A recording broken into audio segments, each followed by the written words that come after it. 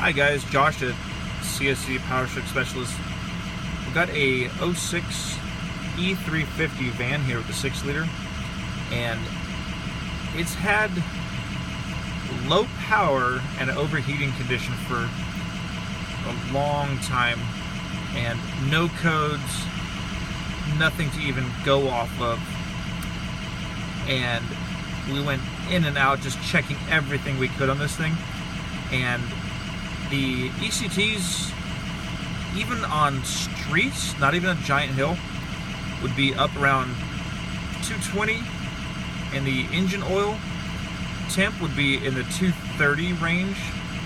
So we did a buzz test. It actually passed the buzz test, but then in the morning it had like a little slight misfire. So we ended up putting injectors in it, and instantly we had more power, and the engine was working less to get up to speed, and the overheating went away, the oil temp dropped.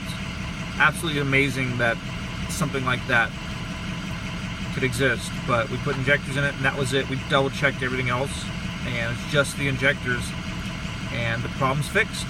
So hope this helps you guys. Thanks, bye.